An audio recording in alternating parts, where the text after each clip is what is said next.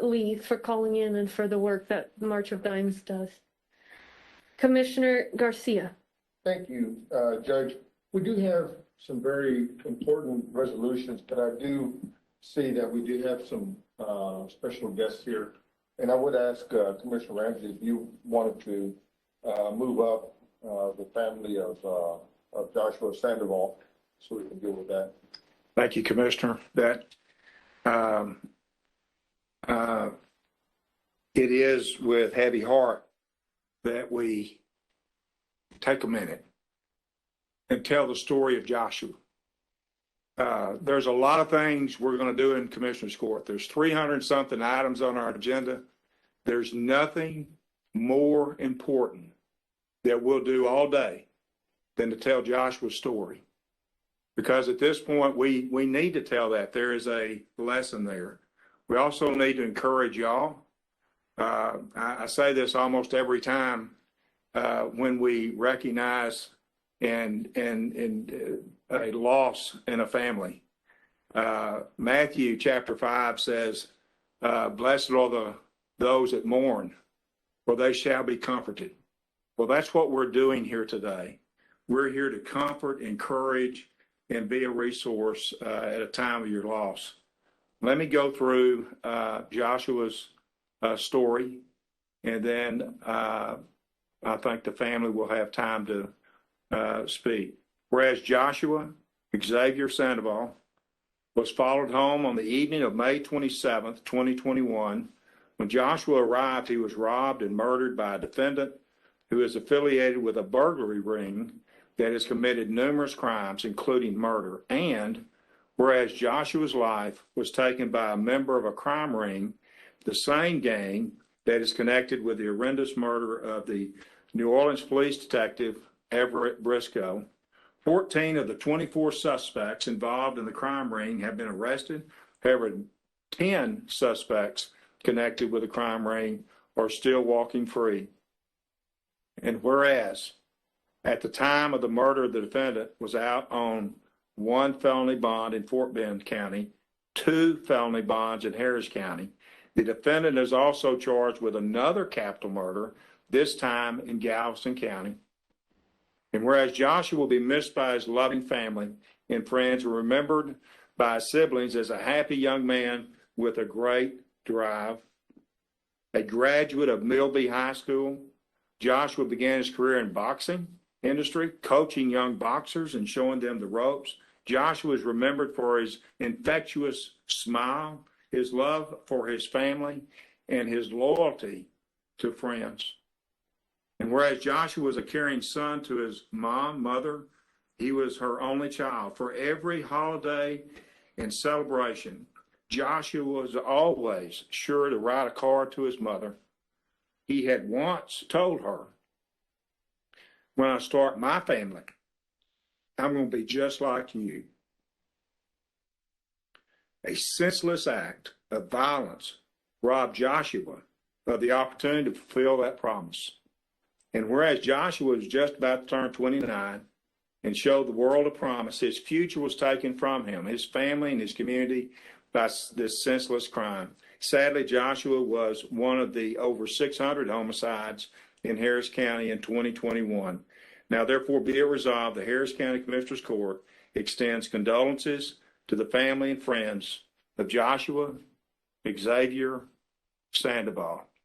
You have our extreme condolences. Second. Thank you, Commissioner Ramsey. And I'm so profoundly sorry for all of your loss. All of us are. There's nothing we can say that could make this better, other than to say our hearts are with you, our prayers are with you, and everything we can do on this matter we are doing. It is just a terrible, terrible time for violence in this country, including in our county. We're so very sorry. Would you guys, anybody like to say any words? Go ahead, please. And thank you for joining us this morning. I can't imagine that it's easy.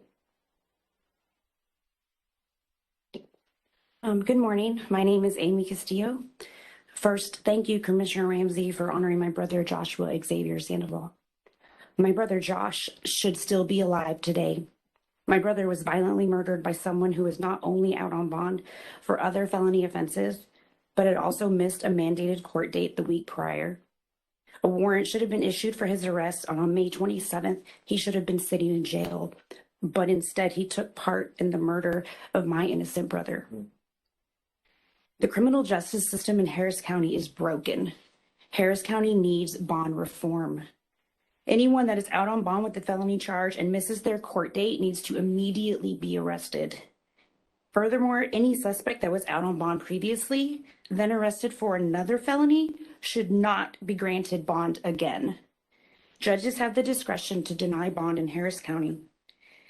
Judges have the discretion to deny bond for capital murder in the state of Texas, and Harris County needs to be just as tough on violent criminals in our community. But due to our failed justice system, I now have a cross to bear. I promised Josh justice. Harris County has to do better.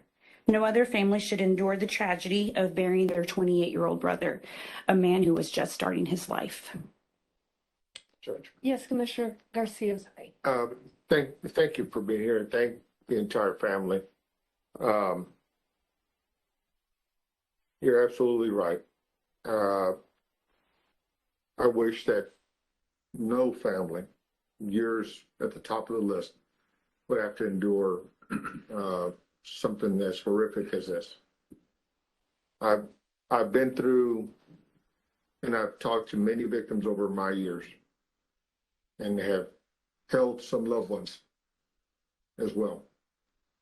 But I've always been very, very careful never to say that I understand what you're going through, because I don't.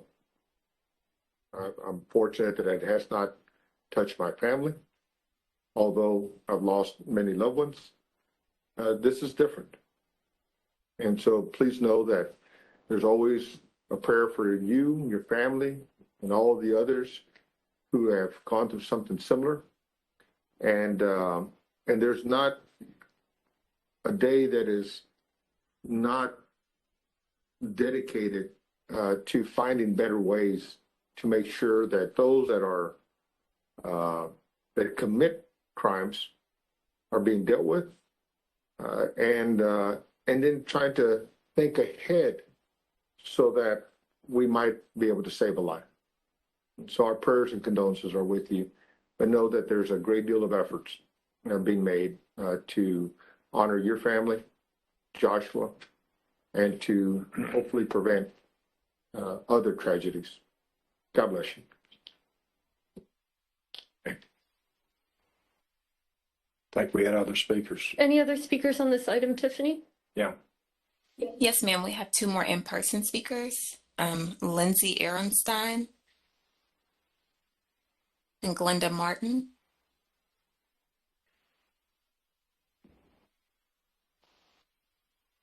Go ahead. Good morning. My name is Lindsay Ehrenstein, and prayers to the family.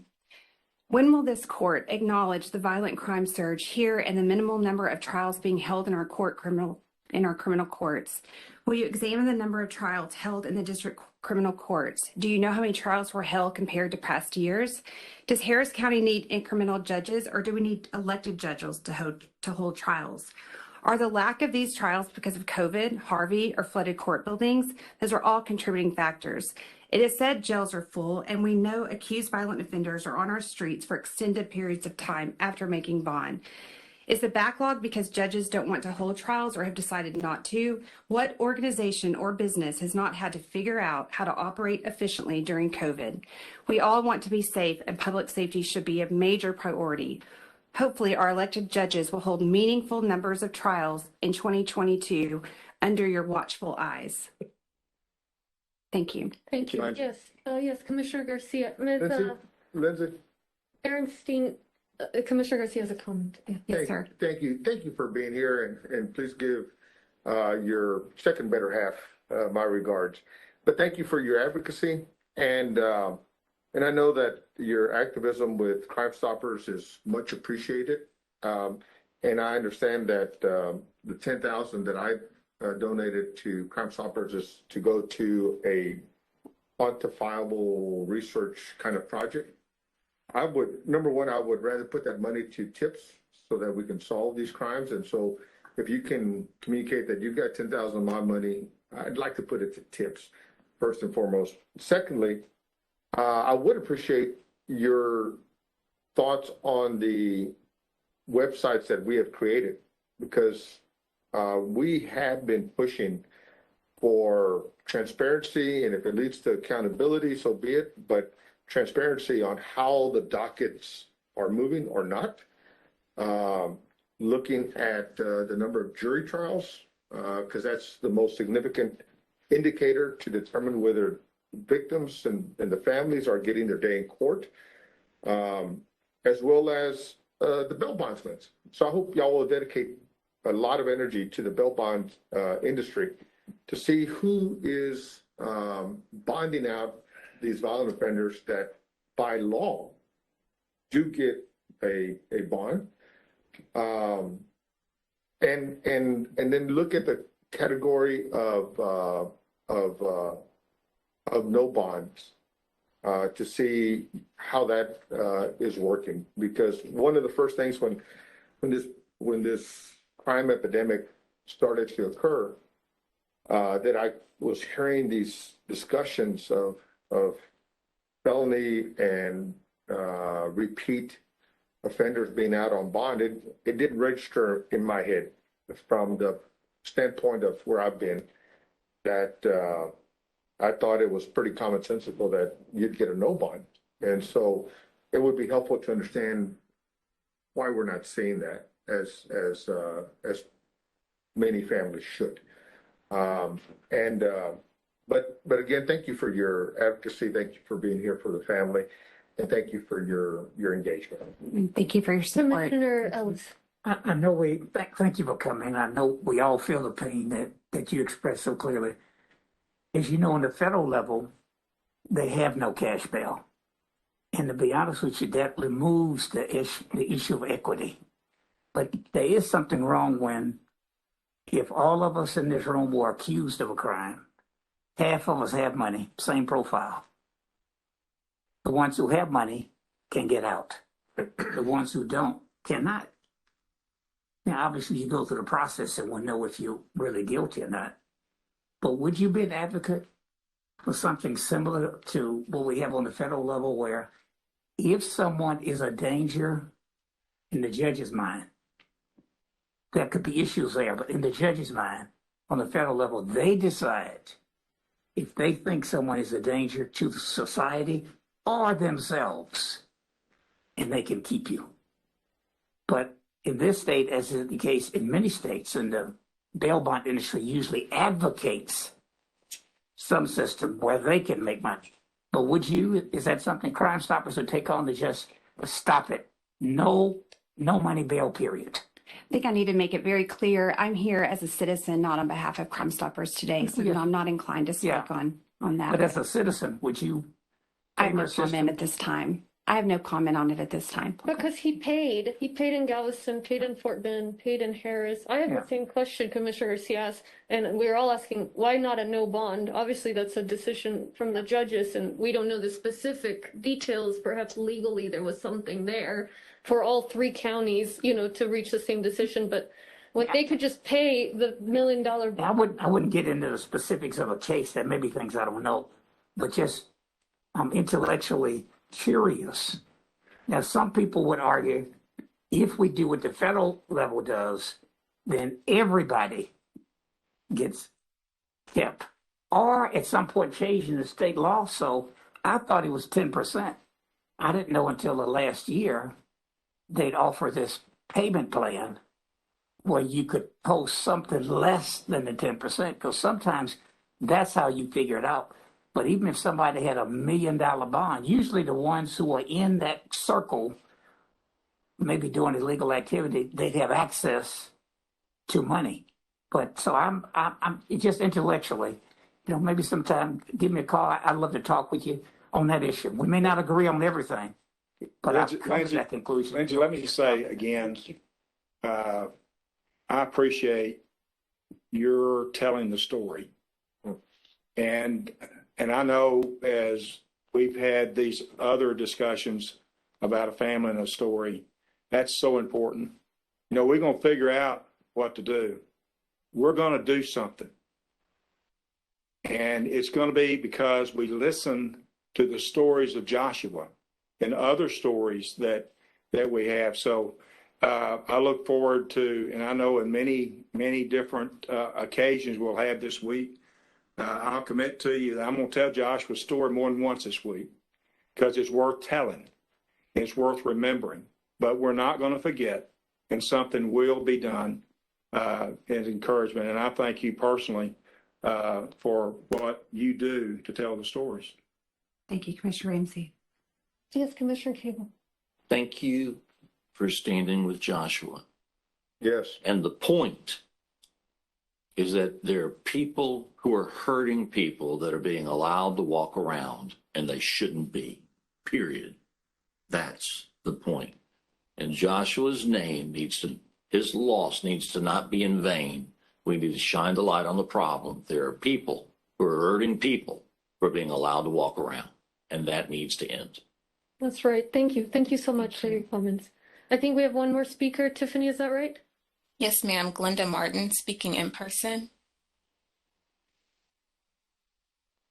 I'd like to just thank you for the opportunity to be able to stand here on the behalf of my son, Joshua Sandoval. He was a wonderful boy, and yes, he was taken too soon. And my thought process with the bonding issue, I think it needs to be remedied.